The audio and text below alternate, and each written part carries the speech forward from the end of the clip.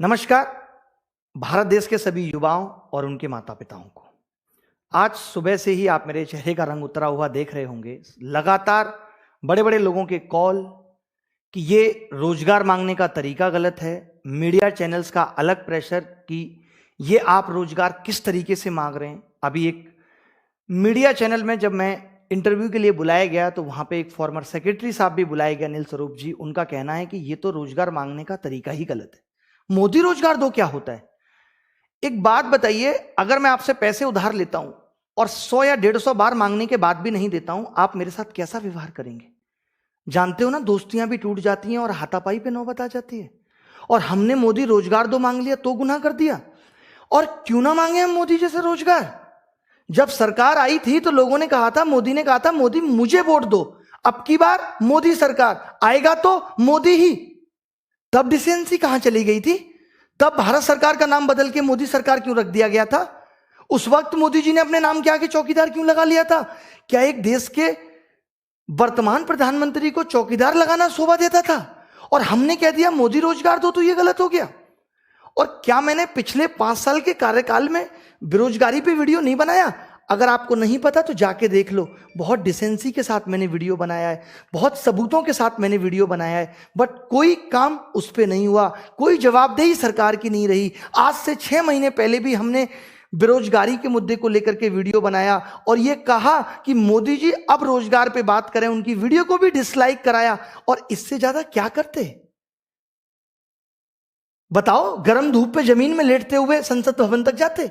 क्या करते? यही तो एक तरीका था डिजिटल इंडिया के थ्रू कि हम अपनी बात मोदी जी तक पहुंचा सकें। अब मोदी रोजगार दो मांगना भी गलत है।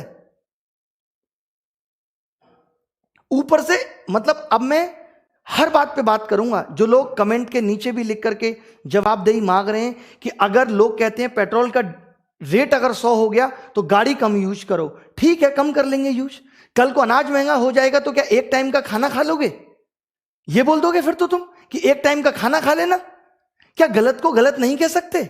युवाओं की जवानी पढ़ते पढ़ते निकल रही है और नौकरी नहीं मिल रही। इस तरीके का सिस्टम हो गया है। क्या युवा प्रश्न पूछकर गलती कर रहा है? आज बेरोजगारी चरम पर है और अगर हमने तेज आवाज में ये कह दिया कि रोजगार दो, उसके बावजूद भी कोई मीडिया चैनल इसको दिखाने को तैयार नहीं है, बल्कि हमें गलत ठहराया जा रहा है, हमारी आवाज को दबाने की कोशिश की जा रही है। एक कानून उन मीडिया चैनल्स के लिए भी बना देते जो टाइम पास कर रहे हैं पिछले 4 साल से, जिसको लोकतंत्र का चौथा स्तंभ कहा जाता था। टाइम पास पे कोई कानून नहीं बना। और अब आप कह रहे हो कि जाके अपने अपने क्षेत्रों में काम करो, खेती करें। मान लो खेती कर भी लेंगे तो क्या होगा? किसानों के आंदोलन में बैठे होंगे और उसके बाद क्या कहा जाएगा? शिक्षित होकर गुनाह कर दिया।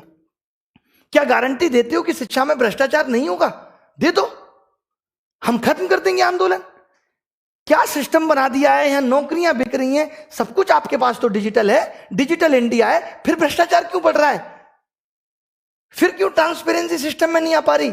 जो पेपर लीक हो जा रहे हैं एग्जाम का, 3-3 साल तक पता नहीं चल रहा है। ये सिर्फ एक एग्जाम में नहीं है, ये हर एग्जाम का हाल है। आज अगर युवा रोजगार मांग रहा है तो लोग उसकी काबिलियत पे उंगली उठा रहे हैं। अरे किसने बनाया उसे काबिलियत? किसने दी उसको 10th में 80% और 12th में 90%? मैंने बनाया था ऐसा सिस्टम कि सबके 90% आ जाए। मैंने बनाया था ऐसा पेपर कि सबको 200-200 नंबर आ जाए और उसके बावजूद भी सिलेक्शन नहीं होगा। और फिर उसके बाद आप काबिलियत पूछोगे? पीएचडी करके आदमी चपरासी का फॉर्म भर रहा है और आप कह रहे हो कि लोग काबिल नहीं है इस देश में। और आप कह रहे हैं कि काम से रोजगार मिलता है, मांगने से नहीं। तो आप भी वोट नहीं मांगते? आप भी ये नहीं कहते कि वोट दो, मोदी सरकार ही आएगी, अब की बार मोदी सरकार? आपने भी तो वोट मांगा था। अब अगर हम आपसे कह रहे हैं कि हमें हमारा हक वापस दे दो, आपने वोट क्या कह के मांगा था? यही कहा था कि 2 करोड़ रोजगार देंगे। आप पिछले 8 साल में बता दो अगर आपने 2 करोड़ रोजगार दिए। ये तो रोजगार भी वो गिनवा रहे हैं कि अगर स्किल इंडिया के तहत इन्होंने 4 लोगों को दर्जी बनाना, कपड़ा सिलना सिखा दिया तो जो लोग दर्जी बन गए वो भी अब रोजगार में गिने जाएंगे, क्योंकि उससे पहले तो देश में दर्जी होते ही नहीं थे। स्किल इंडिया के बाद ही तो देश में दर्जी आए हैं।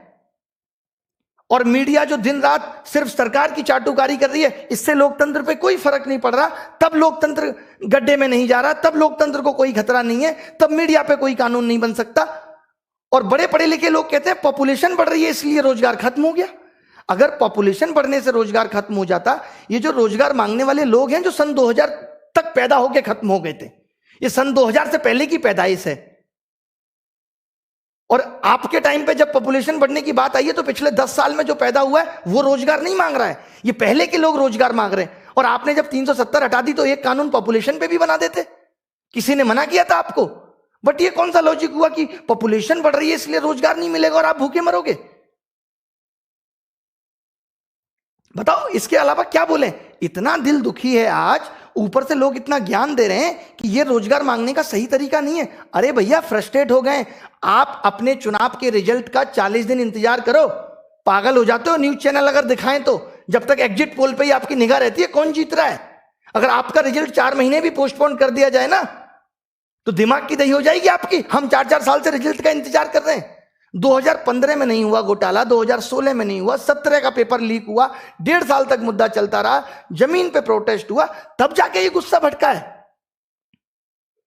अब बात रुकेगी नहीं, अब बात थमेगी नहीं। चाहे रेलवे हो, चाहे एसएससी हो, चाहे बैंक हो, चाहे शिक्षकों की भर्ती हो, आपको भी पता होगा जब कोई भर्ती निकलती है तो उसके लिए बजट पहले आवंटित हो जाता है और ये भर्ती निकलने के बाद उन भर्तियों को 4-4 साल तक टाल देते हैं। आपको पता है कि वो बजट कहां इस्तेमाल होता है? कभी सोचा आपने? भर्ती निकलने से पहले बजट आवंटित हो जाता है। उसके बाद जो उतने लोगों की 4 साल में शिक्षक भर्ती मुश्किल से हुई यूपी में, और उसके बाद 28,000 पद आज भी रिक्त हो गए, वहां कट ऑफ पहले जारी हो जाती है। वहां अलग सिस्टम है, वहां युगांडा के रूल चल रहे हैं कि कट ऑफ पहले ही बता देंगे। यहां कट ऑफ 80% से ऊपर जा रही है एसएससी में। देश का बेड़ा गर्क हो गया है सिस्टम में। यह सच बात है। अगर आप गहराई में सोचोगे, आज अगर सभी विद्यार्थी अपने माँ बाप को ये बातें बताएं, ये वीडियो सुनाएं, तो उनको भी समझ में आ जाए कि कितना बड़ा गड्ढा हो गया इस एजुकेशन सिस्टम में, जिसको भर पाना अब मुश्किल है। सरकार जब तक ये सारे बैकलॉग क्लियर नहीं करेगी, जब तक सरकार अपनी पॉलिसी के बारे में नहीं बताएगी कि एजुकेशन सिस्टम पे वो क्या पॉलिसी बना रही है, तब तक ये थमने वाला नहीं है। मोदी रोजगार 2 का ट्रेंड का सिर्फ इतना मतलब है कि सरकार को ये चेतावनी दी जा रही है कि हमारे बारे में सोच लो, हमारे बारे में बात करो, हमें बताओ कि आप हमारे बारे में क्या सोच रहे हो। अभी 4-5 महीने पहले आपने सीईटी की लॉलीपॉप देके हमें थमा दी। आपने बताया सीईटी में क्या करोगे, उसके बाद आपका कोई नोटिफिकेशन आया कि आप सीईटी में क्या करोगे? जब आपको नोटिफिकेशन निकालना होता है अरीना की बात पे, आप 2 मिनट में ministry of home affairs India against propaganda जारी कर देती है। आज आपने बताया सीईटी का प्रोसेस क्या होगा। एसएससी एक ऐसा एग्जाम है जहां आप 7 महीने में सब कुछ क्लियर कर सकते हो कि हम फॉर्म निकालेंगे 2 महीने के अंदर प्री का एग्जाम लेंगे, उसके 3 महीने के बाद मेंस का एग्जाम लेंगे और 3 महीने बाद आपका सिलेक्शन फाइनल देके कह देंगे कि 4 महीने बाद ज्वाइनिंग के लिए आ जाना। क्या यह सिस्टम नहीं हो सकता? सन 2000, सुन लो लोग ध्यान से, सन 2018 का रिजल्ट आज तक फाइनल नहीं है। 2017 की सारी ज्वाइनिंग आज तक नहीं हुई, हम 2021 में जी रहे हैं। क्या होगा? आप लास्ट के 6 महीने में आके कहोगे हमने युवाओं के बारे में ये सोचा है। मोदी जी को हम कितना प्यारा मानते हैं, how he is lovely, so cute, कितने प्यार से बात करते हैं। क्या उनको ये प्यार हमारे लिए नहीं दिखता? क्या हमसे कोई वोट बैंक नहीं पड़ेगा? क्या पढ़े लिखे लोग जाके सिस्टम को नहीं सुधारेंगे? क्या आप हमारा भला करेंगे तो हम जाके उन अशिक्षित लोगों को नहीं बताएंगे कि मोदी जी बहुत अच्छा कर रहे हैं? तो ये सब हमारी मांगे हैं, इन सब का हमने प्लान पूरा ड्राफ्ट तैयार कर लिया है। जितने भी सोशल मीडिया इन्फ्लुएंसर हैं, अब तो मेन मीडिया से तो उम्मीद ही छोड़ दी है। आज ना रवीश ने वीडियो बनाया, ना किसी और बड़े मीडिया चैनल ने वीडियो बनाया। खैर आज तक, और इन सबको तो खैर फुर्सत ही नहीं है। इन सबको फुर्सत है अमित शाह जी का इंटरव्यू लेने के लिए। अमित शाह जी दिल्ली में बैठे बैठे बंगाल की प्रॉब्लम देख ले रहे हैं। आजकल कमाल का उनका विजन है, बंगाल की प्रॉब्लम देख ले रहे हैं। बंगाल में इतना गलत हो रहा है, दीदी इतना गलत कर रही है, उनको बंगाल की प्रॉब्लम दिख रही है। दिल्ली में बैठा हुआ किसान या दिल्ली में बैठे हुए युवा बेरोजगार लोग, वो उनको नहीं दिख रहे। उस पर वो चर्चा का विषय नहीं है, वो चर्चा का विषय नहीं है। आज इस बात को कह दिया जाएगा, अभी प्रोटेस्ट भी होगा। अगर किसी अपोजिशन पार्टी के नेता ने कमेंट कर दिया तो यह कहा जा रहा है ये पॉलिटिकल आंदोलन है, ये पॉलिटिकल प्रोटेस्ट है। हम यहां गधे बैठे कि कोई भी आके हमें बोलेगा कि हमारा प्रोटेस्ट चलाओ और हम गवर्नमेंट के अगेंस्ट चला देंगे। अब अगर राहुल गांधी इस प्रोटेस्ट में आके ट्वीट करते हैं तो हमारी गलती है। मैं कल को उनको पूछूंगा भी कि आपने ट्वीट क्यों किया, वो कह देंगे मैं युवा हूं और बेरोजगार हूं, क्यों नहीं कर सकता, मैं भी आपके साथ हूं। वो भी तो ये कह देंगे, क्या कह सकते हैं। अखिलेश को कल को मैं बोलूंगा, वो कह देगा मैं भी युवा हूं बेरोजगार हूं, और सही बात भी है, बात फिट भी बैठ रही है। मैं कैसे रोक सकता हूं किसी को? मैं कोई मोदी सरकार थोड़ी हूं कि मैं उसका ट्विटर अकाउंट जो है हैक करा दूं। बताइए आप, मेरे हाथ में नहीं है ये सब। मैं इतना कह सकता हूं कि ये जो आग मेरे दिल में है, मैं भी बहुत प्यार से पढ़ाता हूं। आनंद स्वरूप जी, आपको कह रहा हूं, कभी मेरे पढ़ाई की वीडियो उठा के देख लेना। मोहब्बत का दूसरा नाम हूं। शेरो शायरी के अंदाज से लेकर के, हंसाने से लेकर के, बच्चों को सब कुछ दिया है मैंने। उनके मोटिवेशन को, उनकी हर चीज को मैंने किस तरीके से बना के रखा है ये मैं जानता हूं। आप देख लीजिएगा मेरे पढ़ाई के वीडियो। आज अगर ये इतनी गुस्सा निकली है, आज अगर ये चेहरे पे इतनी सिकन दिख रही है, तो उसकी वजह सिर्फ आज नहीं है, उसकी वजह पिछले 4 साल 5 साल में इकट्ठा हुआ गुस्सा है। क्यों ना निकाले? बताइए। और बात होती है रोजगार है नहीं सरकार के पास। एक बार मोदी जी आके कह दें कि सरकार इतने डेफिसिट में चल रही है, रोजगार नहीं है देने को, मैं 33,000 सबकी सैलरी कर रहा हूं, लोग फिर भी काम करेंगे। मेन हमारा मकसद यही है। जो एडहॉक टीचर हैं, आज आपको पता है गवर्नमेंट से ज्यादा एडहॉक टीचर हो रहे हैं, जिनको कभी भी निकाला जा सकता है, कभी भी बाहर किया जा सकता है। अरे क्यों होंगे एडहॉक टीचर? जो खर्चा आपका एडहॉक टीचर पे आ रहा है उसको परमानेंट कर दीजिए, उतनी ही सैलरी पे वो भी खुश। बताइए, क्या टीचर्स की कमी नहीं है? कौन सा सिस्टम आप अच्छी तरीके से चला पा रहे हैं? बताइए। अगर आज एसएससी ठीक तरीके से काम नहीं कर पा रहा, मैं तो ये मान के चल रहा हूं कि उनके पास मैन पावर नहीं है। आज अगर टैक्स डिपार्टमेंट ठीक तरीके से काम नहीं कर पा रहे, तो मैं समझ रहा हूं उनके पास मैन पावर नहीं है। आज प्राइमरी स्कूल का बच्चा ठीक तरीके से शिक्षा नहीं ले पा रहा है, तो उनके पास टीचर्स नहीं है। बताओ, आज हमारे देश में इतना इंजीनियर्स प्रोड्यूस हो रहा है, क्या इस्तेमाल कर रहे हैं हम उस इंजीनियर्स का? आज हमारा इसरो वहीं के वहीं है, जो नासा को टक्कर दे सकता था। आप कम बुद्धि समझते हैं? मोदी जी तो खुद ही कहते हैं इस देश की युवा में बहुत दिमाग है। 4 करोड़ केस सुप्रीम कोर्ट में पेंडिंग है। क्या जजेज की कमी नहीं है न्यायपालिका में? कहां कमी नहीं है? कमी बस नेतागिरी में ही है। एमपीज की संख्या बढ़ा लो, उनकी सैलरी बढ़ा लो, एमएलए की संख्या बढ़ा लो। हम इस प्रोटेस्ट में हर एक नेता से, भारतीय जनता पार्टी के भी हर एक नेता से यह गुजारिश करते हैं कि हमारा इस प्रोटेस्ट में साथ दो। साथ कैसे दो? मोदी जी को कहो कि युवा परेशान है, हम उस युवा से वोट लेकर ही यहां आए हैं, आप हमारी चर्चा संसद में करो। क्यों नहीं करोगे? मैं ये बीजेपी के नेताओं से ही गुजारिश कर रहा हूं, अब मैं बाकी के पार्टी के नेताओं से भी गुजारिश कर रहा हूं कि वो भी ट्वीट करके मोदी जी को टैग करके उनसे रिक्वेस्ट करें हमारे बिहाफ पे कि युवा परेशान है, उसकी सुन लो। और सुनने का मतलब यह है कि सरकार अब बात करे रोजगार पे। सरकार अब खाली इतना कहने से काम नहीं होगा कि हम रोजगार पे बात करेंगे। मोदी जी ने अभी एक कहां पे किया? इंस्टाग्राम पे अभी उनका एक वीडियो आया, उन्होंने कहा भी है कि हम जन जन से और नजदीकियां बढ़ाएंगे। अरे मत बढ़ाओ, इतनी जन जन से बढ़ाओगे फिर प्रधानमंत्री होने का फायदा क्या है? आप क्यों केजरीवाल के नक्शे कदम पे चल रहे हो? जनता सभा थोड़ी लगानी है। मैं एसएससी के बच्चों को रिप्रेजेंट कर रहा हूं, और टीचर एसएससी के बच्चों को कर रहा है, कोई रेलवे के बच्चों को कर रहा है। उन्हीं से खामियां जान लीजिए, इसमें क्या हर्ज है? उन्हीं से पूछ लीजिए दिक्कतें कहां है। इतना तो सरकार कर सकती है, इतनी इज्जत तो हमें भी बख्श सकती है। हमने कोई ऐसे ही तो आज हम यूट्यूब पे आके बोल नहीं रहे, हमने भी लोगों को दिया है, हमने भी लोगों का प्यार कमाया है, तब ना बोल पा रहे हैं।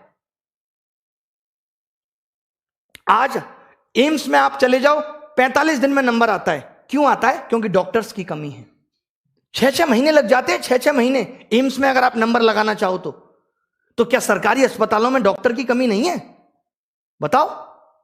हर चीज की फीस बढ़ती जा रही है, आउटपुट कहीं से नहीं आ रहा, महंगाई अलग से बढ़ती जा रही है।